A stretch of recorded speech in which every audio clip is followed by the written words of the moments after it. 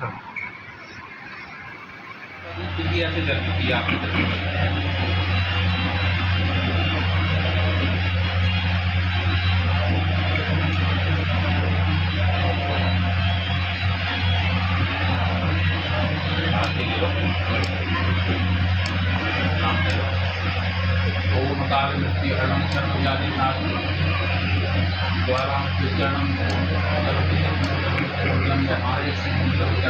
हाँ, इधर आएगा।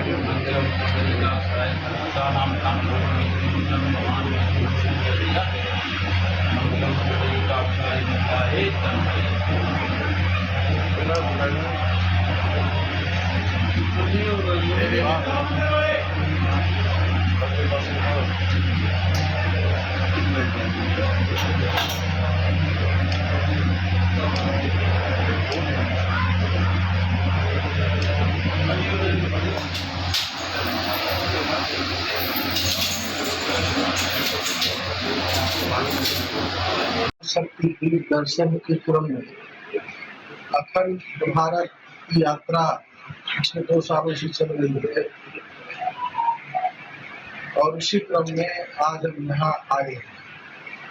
इसके पहले भारत के विभिन्न राज्यों में स्थापित शक्तिपीठों का दर्शन पूजन किया है और साथ ही साथ अविभाजित भारत, जो आज अखंड भारत हम बोलते हैं, उनमें आज कई देश बन चुके हैं। उन देशों में भी जाकर के शक्तिपीठों का दर्शन पूजन किया गया है। इसमें नेपाल है, भूटान है, बांग्लादेश है और श्रीलंका है आदि।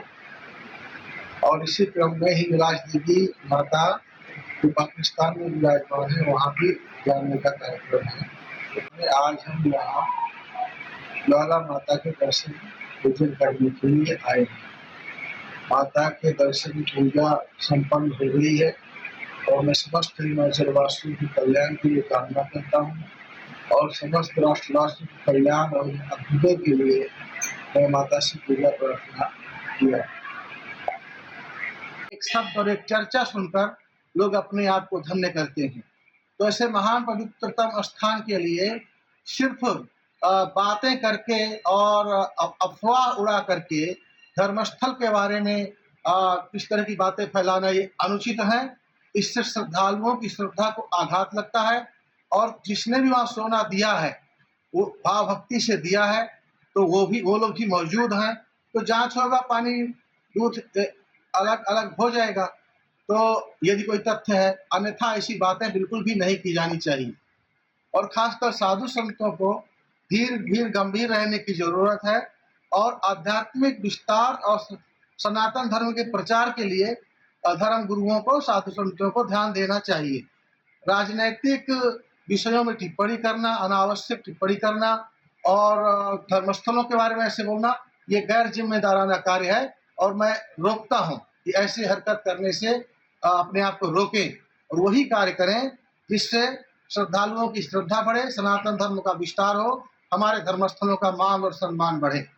समिति एक जिम्मेदार समिति है जो चारों धाम यात्रा का विधिवत संचालन करती है और वहाँ के धर्मस्थलों का रखरखाव करती है।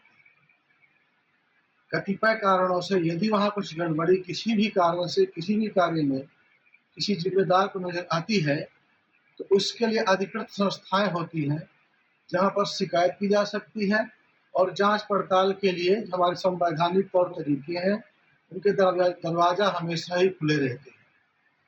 किसी श्रद्धालु को या किसी साधु संत को इस पर आपत्ति या शक है तो उसको प्रेस में शोर मचाने की बजाय जो संवैधानिक प्रक्रिया है गड़बड़ी को खुलासा करने के लिए, वो रास्ता अख्तियार करना चाहिए। इस विषय में मैंने बद्री केदार समिति के अध्यक्ष का बयान भी सुना है जो उन्होंने प्रेस को आज ही जारी किया है और उन्होंने सारे तथ्य सामने रखे हैं और फिर भी उन्होंने ये कहा है, आरोप लगाने वाले की चुनौती दी है कि यदि उनके पास कोई आधार है या तथ्य है तो अदालत में जाएं, जनहित याचिका लगाएं, जांच कराएं और इसमें बेवजह बात का बतंगड़ न बनाएं। ये बात मैं भी कहना चाहूँगा कि बद्रीनाथ, केदारनाथ, ये हमारे चारों धाम में एक प्रमुख तीर्थस्थल है, धर्मस्थान है, जिन्हें चारों धाम कहा जाता है। और 12 ज्योतिर्लिंग में सबसे ऊंचाई पर विराजमान केदारखंड में भगवान शिव केदारनाथ विराजमान है। वहाँ करोड़ों करोड़ों श्रद्धालुओं की आस्था है और उनको चाहने वाले, पूजने वाले देश के कोने कोने में, दुनिया के कोने कोने में निवास करते हैं। हमसे जुड़े रहने के लिए हमारे YouTube चैनल को सब्सक्राइब करें और नई वीडियो की नोटिफिकेशन के लिए बेल आइकॉन को दबाएं। अगर आप ये वीडियो Facebook पर देख रहे हैं तो लाइक जरूर करें और ज्यादा से ज्यादा शेयर करें। इसी तरह के और भी अपडेट्स के लिए फॉलो करें हमारा Instagram पेज himachal.ke।